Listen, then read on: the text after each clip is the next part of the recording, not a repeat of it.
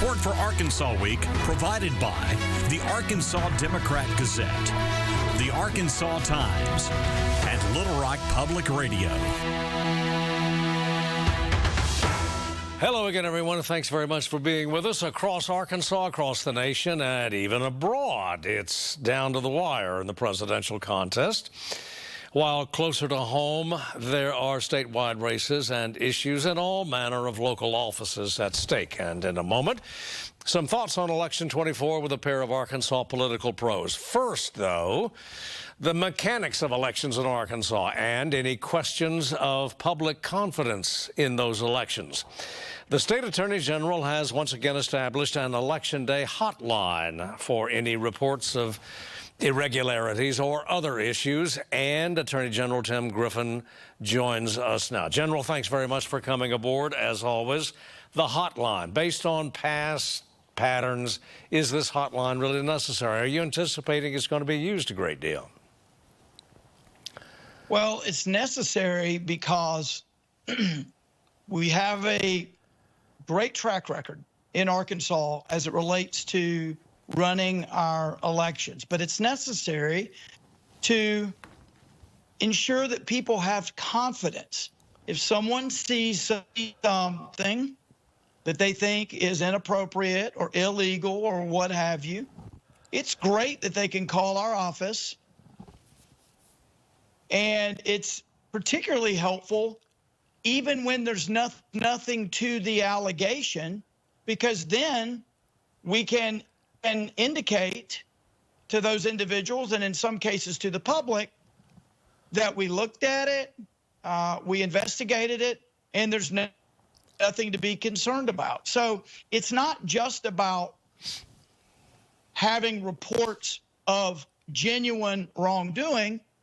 It's about being available for the public to call and inform us of what they're seeing, and then for us to be able to look at it and communicate what we find. And I want to say again, I have the highest level of confidence in our elections here in Arkansas. We've got a great track record, and that's due to a number of people. The Secretary of State and their staff, secretaries of state over the years, the county officials. You know, elections are by definition operations that are spread all around the state, with each county playing a critical role. We've got a great track record, but we want to maintain the confidence just to pursue it one brief moment. I just got a release, and I'm sure you've seen it too, from Department of Justice.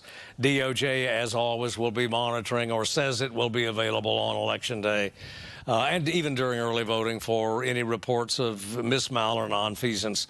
So is it duplicative at all for the state to step in here? No, I mean, we have state laws and our federal laws. We have a role, they have a role. Here's the thing. There are two critical components here, Steve. Number one, that we have integrity in the process and that things run smoothly. That's obviously front and center. That's important, critically important. But there's another side to this. People have to know and believe in that integrity and have confidence. And those go together. So you not only want things running smoothly, you want voters to have confidence that the laws are being followed and that it's running smoothly. And so that's what our election integrity hotline is about. It's to some degree what our election integrity unit is about. We have had several prosecutions that we've taken to completion recently. I think I checked the other day, I think so far in the last couple of weeks, we've had approximately 30 calls to our hotline. And a lot of times we'll see the same allegations reported where a number of people are seeing something. Just because it's reported doesn't mean that there's anything going on wrong, but it just says, hey, we need to just take a look and make sure that that everything is consistent. With times there's just some glitches that are reported, and we often will call and check on them. And county officials, in one case that I'm recalling, will say, hey, yeah, we did have that glitch. We identified it. We fixed it. That's not happening anymore. So it's a healthy part of the process. Would you, and to state the obvious, it's a presidential election year, and ballot integrity, election integrity has been an issue that's been widely addressed by both candidates, okay? But would you, based on the emotions running high as they are this year, would you expect an uptick in complaints this year? You know, so far I haven't seen that. But look, we in this state, which is my responsibility, and the officials, the elected officials, and others here in the state's responsibility, we've got a great track record. Our elections, no election is perfect. There's going to be mistakes. There's going to be things that happen, glitches here or there. But overall, we have a great system in this state. And my goal is to make sure, working with the others that play a really big role, as I mentioned before, to ensure that it stays that way. Again, I vote here in Little Rock, where I live. I have complete confidence that my vote counts exactly the way I expressed it. And if I didn't feel that way, I would let people know. I try to never miss a vote, and I take it very seriously, and I have the utmost respect for the process, and I have the utmost confidence in the way that my vote, my personal vote, my wife's vote is handled, and I feel good about where we are as a state.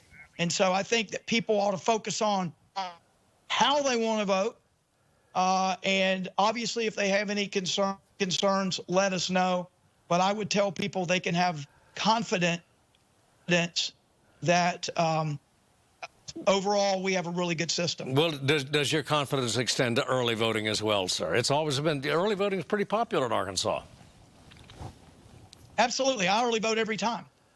If I had a concern with early voting, I say every time, almost every time, if not every time. I early voted already. Yeah. Well, if I can, one final question, sir, before we run out of time. You and a couple of dozen other state AGs got a victory on Wednesday from the Supreme Court, which temporarily allowed the state of Virginia to purge, I think, fewer than 2,000 individuals from its voter rolls. And the court emphasized it was a temporary action. But you filed an amicus in that case, I think. Are you aware at this time of any similar action in Arkansas, similar to what Virginia has undertaken in terms of a voter purge? No, and I've had some conversations about that, but I am personally not aware of that. But in that case, it was about who holds the fundamental right to vote. I think it's really clear from our Constitution and the related documents and the case law that citizens hold that fundamental right, not non-citizens, and that's what that case was about. But I am not aware of any mass review or purging going on in the state. Got to end it there, sir, because we're simply out of time. We thank you, as always. We thank you for yours. Come back soon. Thank you, Steve. All right, take care. And we'll